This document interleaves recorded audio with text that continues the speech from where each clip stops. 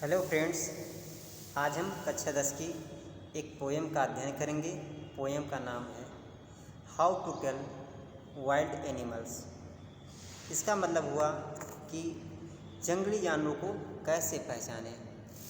इसको कंपोज किया है कैरोलिन वेल्स ने। ये कविता एक हास्यप्रद कविता है। इस कविता में जो पोएटेस हैं वो एक विचित्र तरीका बताते हैं जानवरों को पहचानने का, तथा एक प्रयास किया है जंगली जानवरों को समझने का कि हाँ, हमारे पाठक जंगली जानवरों के बारे में जानें और उन्हें समझें। और बहुत ही हास्यप्रद कविता है। बहुत ही अच्छे से पोएटिस ने इसमें वर्णन किया है। तो हम इस कविता को पढ़ेंगे और समझेंगे कि हाँ, इन्होंने किस प्रकार हमें किस जानवर के बारे में कैसा बताया है। ये हमारी पोएम है। पोएम का नाम है how to tell wild animals. यहाँ टेल का मतलब हुआ आइडेंटिफाई, किस प्रकार जंगली जानवरों को पहचानें। कंपोज किया कैरोलिन वेल्स ने। अबाउट द पोइट, ये पोएटेस हैं, कवित्री हैं। Caroline Wells was an American writer and poet. Caroline Wells एक अमेरिकी लेखक और कवि हैं। She is well known for her poems. वो अपनी कविताओं के लिए प्रसिद्ध हैं। Her poems are also featured in CBSE books of India. उनकी कविताओं को विशेष स्थान प्राप्त है CBSE books of India, Bharat की सीबीएसई बुक किताबों में उनकी कविताओं को विशेष स्थान प्राप्त है। अबाउट द पोएम के बारे में अध्ययन करेंगे। इन द पोएम मतलब कविता में, द पोएट हैज़ एक्सप्लेन्ड, कवि ने बताया है, the characteristics of various wild animals, विभिन्न प्रकार के जानवरों के गुणों को, इन ए वेरी फनी वे, बहुत ही विचित्र तरीके से। She has used language in ये वे, उन्होंने भाषा का प्रयोग इस तरीके से किया है, डैट इट जनरेट्स ह्यूमर, जो कि ये हास्य उत्पन्न करता है। शी इज इंट्रोड्यूसिंग, वह परिचय करवा रही हैं, द रीडर मतलब पाठक को, to various kinds of wild animals, मैंने विभिन्न प्रकार के जंगली जानवरों से, लाइक एशियन लायन, जैसे एशियन शेर, बंगाल टाइगर, बंगाल का बाघ, बियर भालू, etc. Explaining each of the animals, प्रत्येक जानवर के बारे में बता रही हैं, इन्हें वेरी ह्यूमरस वे, बहुत ही हास्य तरीके से। दिस ह्यूमरस पोएम, ये हास्य कविता, सजेस्ट सम डेंजरस वेज, कुछ खतरनाक तरीके का सुझाव देती है, टू आइडेंटिफाई मतलब पहचानने के लिए, वाइल्ड एनिमल्स जंगली जानवरों को। रीड इट अलाउड, इसे जोर से पढ़िए। Keeping to a strong and regular rhythm, मजबूत और नियमित रिदम बनाइए। इफ, अब यहाँ से आपका टेक्स्ट शुरू हो रहा है। टेक्स्ट का अध्ययन करेंगे। इफ मतलब यदि, ईबर मतलब कभी, यू मतलब आप, शुड गो मतलब जाएं, बाई चांस संयोगवश, यदि आप कभी संयोगवश जाएं, to jungles in the east, पूरब के जंगलों में, यदि आप कभी संयोगवश पूरब के जंगलों में जाएं। And if there should to you advance, और यदि वहाँ पर सामने आपको मिले, a large and tawny beast, एक बड़ा और भूरे पीले रंग का जानवर, if he roars at you, और यदि वो आप पर दहाड़ता है, एज ऐसे, यू आर डाइंग, जैसे आप मर रहे हो, यदि वो आप पर ऐसे दहाड़ता है जैसे आप मरने वाले हो, यू विल नो, तब आप जान जाएंगे, it is the Asian lion, कि ये एशियन लायन है, एशियन शेर है।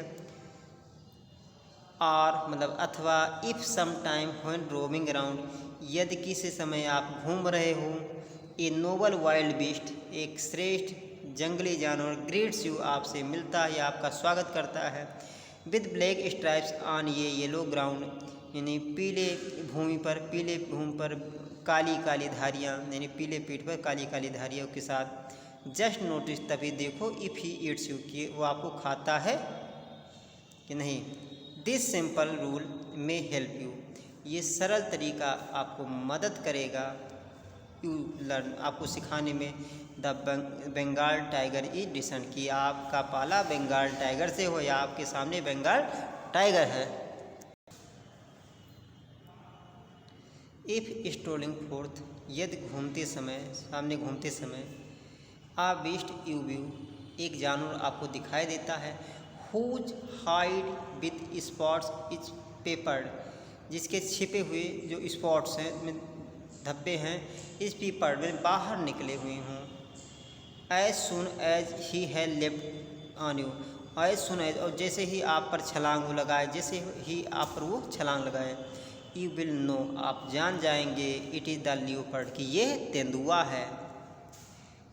It will do no good to roar with pain, अब कोई लाभ नहीं होगा कि दर्द से आप चिल्लाएं।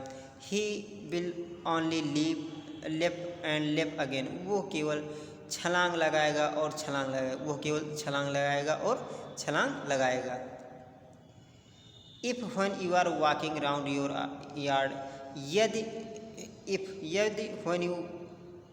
व्हेन यू और वॉकिंग राउंड योर यार्ड, यदि आप अपने आंगन में घूम रहे हो, यानी चारों तरफ का घेरा बना घूम रहे हों।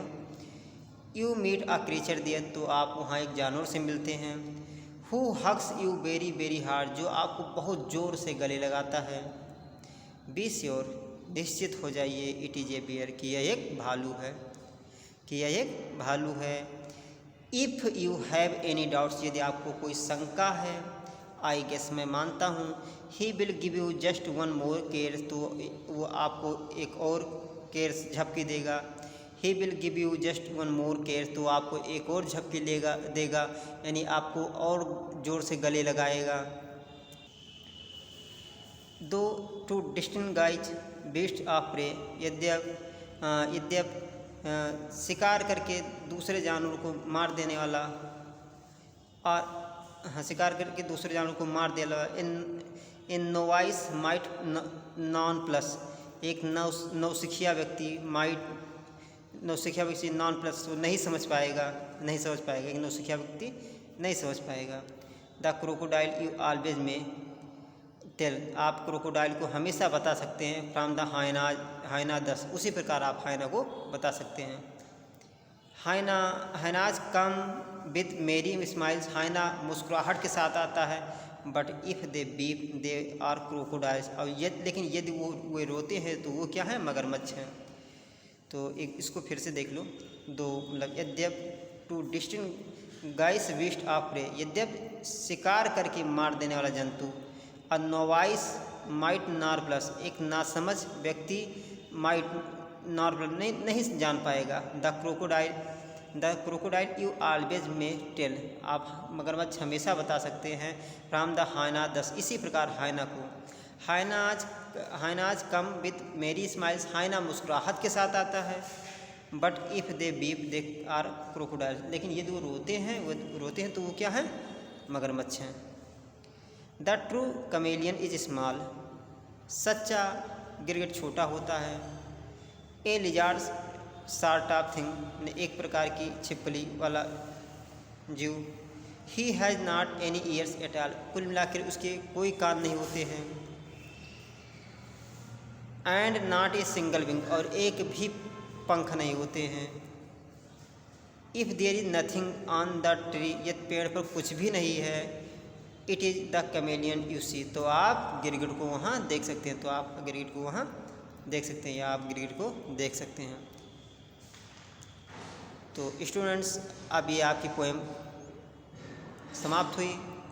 आप इसे पढ़िए। यदि आपको समझने में कोई दिक्कत हो, कोई समस्या हो, कोई प्रॉब्लम हो, तो आप हमें कमेंट करके बताना, मैं आपको जवाब ज़रूर दूंगा। धन्यवाद।